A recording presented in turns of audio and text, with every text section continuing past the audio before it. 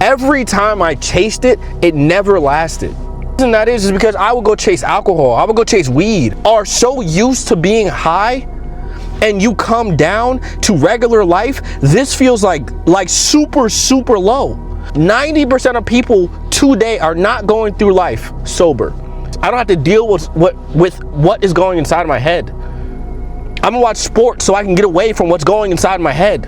I haven't recorded a video in a while, and you know, a lot of times when I record these videos, you know, it's kind of off the head, but I'm gonna start preparing a little bit more, because sometimes I find myself trying to figure out what's the next thing to say and what I want to prevail next. And I don't want to just sit here and just start scrambling for words, and you know, I don't want to just start, you know, just going off the top of the head, because sometimes I'll forget, and then when I forget, I miss a very valid point that would help you out. So I prepared today. You know, if it's still bad, oh well, you know, I don't care. You'll get the gist of what I'm trying to say, because I'm most likely gonna go all script here.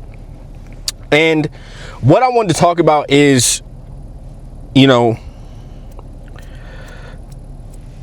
how dopamine can make your life a lot harder. How the concept of let's chase a whole bunch of happiness is actually going to make you more sad. Ironically, any time in my life when I chased a great time, or I want to be happy today, I want to smile today, or I want to feel good today, every time I chased it, it never lasted. It never was something that stayed with me. And the reason that is because I would go chase alcohol, I would go chase weed, I would chase lust, whatever the case may be. I would always chase something that I knew was extremely bad for me, because anytime you chase those lustful weed, porn, anytime you chase those really dopamine highs, you're gonna hit that high, and then it's eventually gonna be like this. It's eventually gonna go like this. And the thing is, when you are so used to being high and you come down to regular life, this feels like super low, because you're not used to being here. Being able to sit in your thoughts sober is a skill. 90% of people today are not going through life sober. And when I say sober, it doesn't have to be something super crazy like a drug or liquor or porn or whatever the case may be. It could be something as simple as, oh, I'm gonna go watch Netflix so I don't have to deal with my problems. I don't have to deal with what is going inside my head. I'm gonna watch sports so I can get away from what's going inside my head. I'm gonna pay attention to celebrity gossip so I don't have to pay attention to what's going inside my head.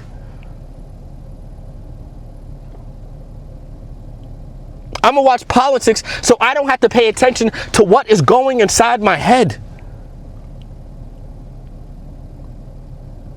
Analyze what is going inside your head. Analyze why it's there. How come every time I sit by myself with nothing, with no music, nothing to pay attention to, why do I always go off the rails? Why do I always get depressed when I'm just sitting down, not paying attention to anything? This is one of the hardest things you will ever have to do. Trying not to run away from your thoughts. And the sooner you stop running away from those thoughts, and the sooner you sit in that pain, and you sit in that pain and you analyze those thoughts, the sooner you will understand them. And the sooner you will find the solution to those thoughts.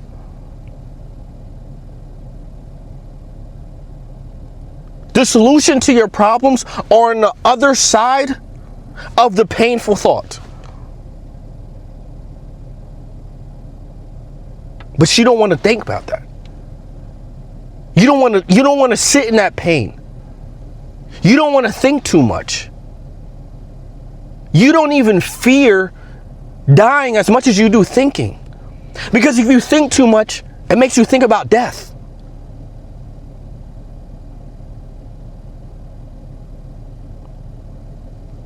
If you want to get better tomorrow, sit in your thoughts.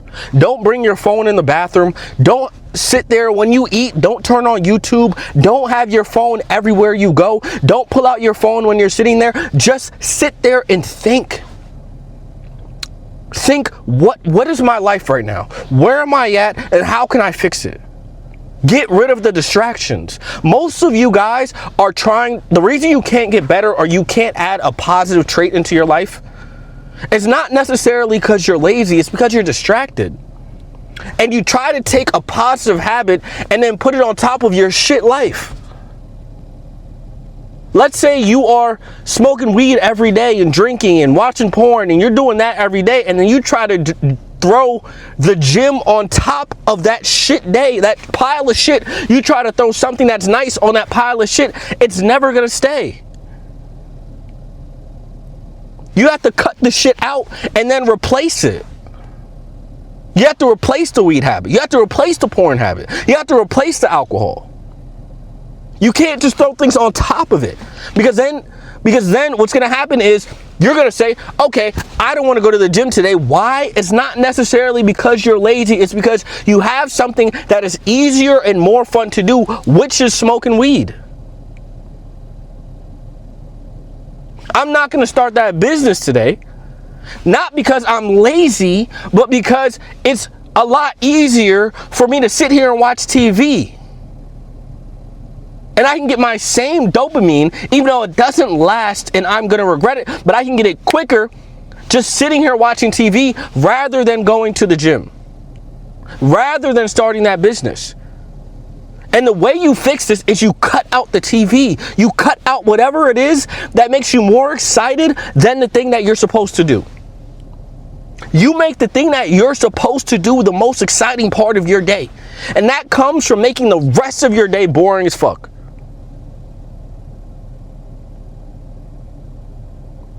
Life is not that hard. Nobody is truly lazy. You are overstimulated with things that are ruining your life. You're overstimulated with bad habits. People think anxiety is just something that you're born with or something that chemical in your brain. Nobody is no chemical in your brain makes you anxious. Not one. Anxiety comes from overconsumption of things that do not pertain to your life. So if you watch a whole bunch of politics or a whole bunch of celebrity gossip, you're going to have more anxiety. Why do you think the government does the things it does? Why do you think the news does the things it does? You think it is for the benefit of you? No, they want to throw a whole bunch of stuff at you, just so much stuff at you that you're overstimulated. And that overstimulation is going to make you anxious. It's going to make you have anxiety for the rest of the world. It's the same reason they released 3 million Epstein documents. Because they're like, it's so much and it's so much to consume. They just want to overstimulate you. And they want you to talk about this. So you don't focus on one thing and you're focusing on everything. And you say, fuck it, I don't even care anymore because it's just too much. So what I did to stop all of my anxiety or stop my overstimulation or become more productive during my day is I cut out anything that did not pertain to my life. I don't watch politics. I don't watch celebrity gossip. I don't care. I don't want to care. And I promise you, ever since I've cut all of that bullshit out, my life has been much happier. It's been much better. I've been having greater conversations. I've been more confident because the only thing I pay attention to is the things that pertain to me in accordance with God, of course.